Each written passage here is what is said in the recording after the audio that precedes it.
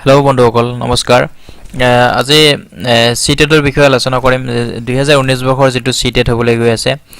CTET হৈছে অৰ্থাৎ central teacher eligibility test CTET যেনেকৈ আমাৰ টেট হয় আমাৰ অসমত যেটো টেট হয় আসাম এই টেট বুলি কয় যেটো আসাম টিচাৰ এলিজিবিলিটি টেষ্ট ঠিক তেনেদৰে সেন্ট্ৰেল টিচাৰ এলিজিবিলিটি টেষ্টটো 2011 চনৰ পৰা এইটো সিবিএসই আন্ডাৰত হৈছে 2011 চনৰ পৰা পৰ্যায়ক্ৰমে এইটো হৈ গৈ আছে সিবিএসইৰ আন্ডাৰত আৰু ইয়াত দুটা লেভেলত হয় অল ইন্ডিয়া পৰ্যায়ত হয় আৰু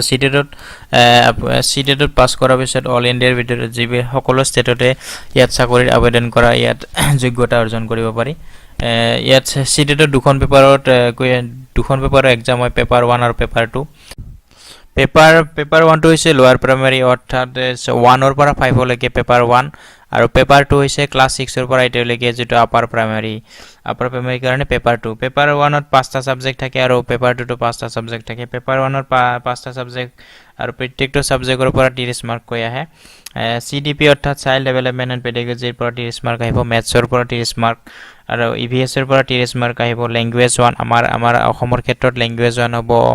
অসমীয়া আৰু অসমীয়াৰ ক্ষেত্ৰত 30 মাৰ্কৰ এটা কোৱেশ্চন আহিব আৰু ল্যাঙ্গুৱেজ 2 ইংলিছ আৰু ইংলিছৰ পৰা 30 মাৰ্ক আহিব ঠিক তেনেদৰে পেপাৰ 2 ৰ ক্ষেত্ৰত সিডিপিৰ পৰা 30 মাৰ্ক আহিব সোশ্যাল সায়েন্স অৰ্থাৎ আৰ্টছৰ যিসকল আৰ্টছৰ পৰা বিলং কৰে তেওঁলোকৰ পৰা 60 মাৰ্কৰ অনলি সোশ্যাল সায়েন্সৰ পৰা 60 মাৰ্কৰ কোৱেশ্চন আহিব আৰু থাকিব লগতে ল্যাঙ্গুৱেজ 1 ৰ পৰা 30 আৰু ল্যাঙ্গুৱেজ 2 ৰ পৰা 30 টোটাল 150 মাৰ্ক আৰু যিবিলাক সায়েন্সৰ পৰা বিলং কৰে তেওঁলোকৰ মেথছ আৰু সায়েন্সৰ পৰা 60 মাৰ্কৰ কোৱেশ্চন হ'ব আৰু আৰ্টছৰ বিলাকৰ কাৰণে অনলি সোশ্যাল সায়েন্সৰ কাৰণে 60 মাৰ্কৰ কোৱেশ্চন হ'ব টোটাল কোৱেশ্চন হৈছে 150 তো আপাৰ প্ৰাইমাৰীটো আৰু একবাৰ কৈ দিছো CDP child development 30 mark language 1 30 mark language 2 30 mark total হৈছে 90 মাৰ্ক আৰু এই 60 মাৰ্ক হ'ব আৰ্টছৰ বিলাকৰ কাৰণে সোশ্যাল সায়েন্সৰ কাৰণে only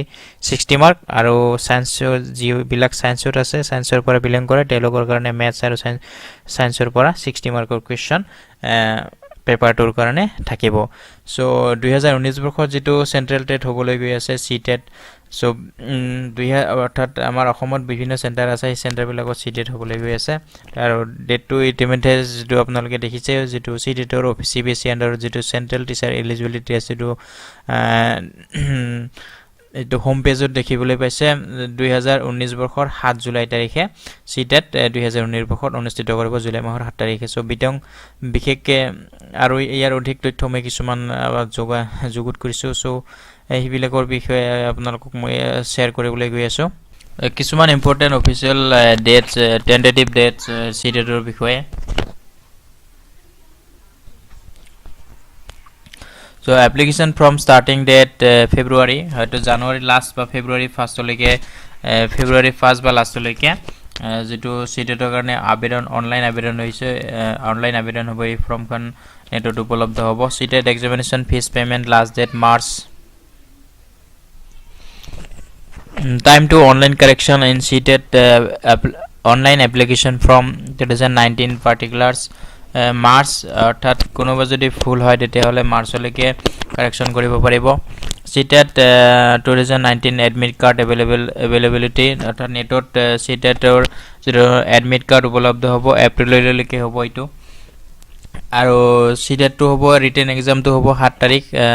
first paper second paper 7 July 7 তাৰিখে হ'ব এইটো ৰিজাল্ট হ'ব জুন বা আগষ্টৰ মানত ইয়াত সিটেটৰ ৰিজাল্টটো হ'ব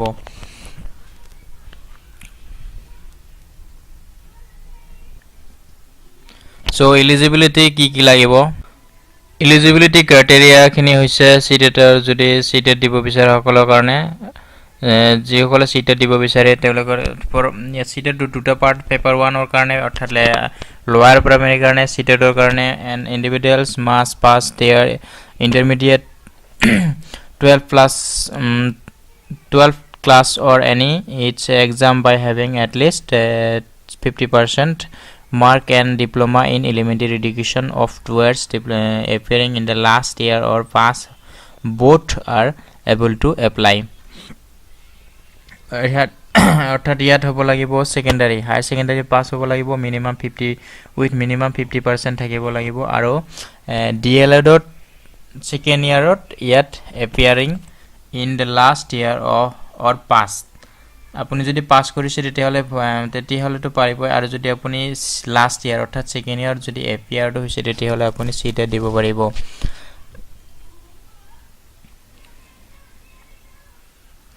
অৰ্থাৎ সিটেট দিবৰ কাৰণে যেটো আপোনাৰ টিচিং কোৱালিটি হিটো থাকিব লাগিব টিচাৰৰ যেটো আপোনাৰ এক্সপেৰিয়েন্স হিটো টিচিং এক্সপেৰিয়েন্স থাকিব লাগিব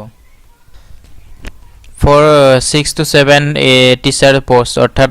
আপার প্রাইমারি কারণে পেপার 2 যেটো ক্যান্ডিডেট মাস্ট বি গ্রাজুয়েট অর্থাৎ গ্রাজুয়েট হ'ব লাগিব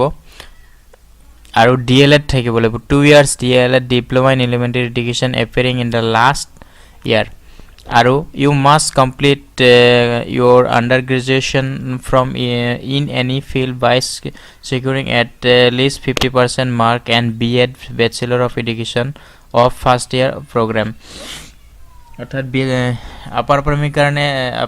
প্রাইমারি কারণে গ্রাজুয়েশন টু লাগিব আৰু আপুনি যদি B.Ed থাকে তেতিয়াহলে আপোনাৰ B.Ed ৰ ফাৰ্স্ট ইয়াৰ যদি আপুনি কমপ্লিট কৰিছে তেতিয়াহলে আপুনি সিটেট দিব পাৰিব 45% marks secured in the undergraduation along with B.Ed of first year course according to as per guideline of NCT তো এখানে আসলে criteria eligibility criteria CTET 2019 new exam pattern CTET অর্থাৎ ইয়াত মাল্টিপল চয়েস কোয়েশ্চন হয় সকলোবিলাক multiple choice question হয় ইয়াত 150 question থাকে 150 কোয়েশ্চনৰ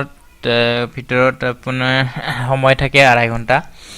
9:30 পৰা আৰম্ভ হয় 2টা লৈকে 12টা লৈকে থাকে আৰু যেটো এইটো ফাৰ্স্ট পেপাৰ আৰু সেকেন্ড পেপাৰ আৰম্ভ হয় সেকেন্ড পেপাৰ হ'ব ইয়াত 2টাৰ পৰা 4:30 লৈকে ইয়াত সেকেন্ড পেপাৰ হয় যেটো ক্লাস 6 ৰ পৰা 8 লৈকে হয় আড়াই ঘণ্টা ইয়াত এক্সাম টাইম থাকে আৰু মাল্টিপল চয়েস কোয়েশ্চন থাকিব কিন্তু সিবিএসই এন্ডৰ যেটো সিটেট হয় তাত কোনো নেগেটিভ মাৰ্ক নাই নেগেটিভ মাৰ্ক না থাকে এপ্লিকেশন ফিস থাকিব জেনাৰেল ক্যাটাগৰিৰ কাৰণে 300 টকা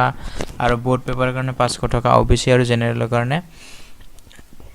সৰি যে ডিফাৰেন্টলি এবল আৰু পাৰসন এন্ড এসটি আৰু এসসি কাৰণে 300 টকা আৰু বোৰ্ড পেপাৰ 500 টকা ওবিসি আৰু জেনাৰেলৰ কাৰণে 600 টকা আৰু বোৰ্ড পেপাৰ দিলে 1000 এখিনি আছিল ফিস আৰু সিটেটৰ exam প্যাটার্নটো Cut off mark expected cut off marks general category 60% অর্থাৎ 150 মাৰ্কৰ ভিতৰত 90 যদি পায় আপুনি সিটেট পাস হ'ব আৰু এসটি এসসি ওবিসি কাৰণে 5% ইয়াত 5 ৰিলেকশনৰ ব্যৱস্থাটো আছে ইয়াত 55% হলে হ'ব 60 পৰা 5 মাৰ্ক ইয়াত ৰিলেকশন দিছে 5% মাৰ্ক ৰিলেকশন দিছে ইয়াত 55% অৰ্থাৎ 82 হলে পাস কৰিব জেনাৰেলৰ কাৰণে 90% আৰু এসটি এসসি ওবিসি কাৰণে 55% লাগিব সো এখিনি আছিল 2019 বৰ্ষৰ সিটেটৰ বিশেষ নোটিফিকেশন সো ভিডিওটো আপোনালোকে প্লিজ এটা লাইক দিব আৰু ভিডিওটো শেয়াৰ কৰিব আৰু আপুনি যদি এতিয়াও মোৰ চেনেলটো সাবস্ক্ৰাইব কৰা নাই তেতিয়াহলে প্লিজ চেনেলটো সাবস্ক্ৰাইব কৰি ল'ব সো থ্যাংক ইউ ভিডিওটো চোৱাৰ বাবে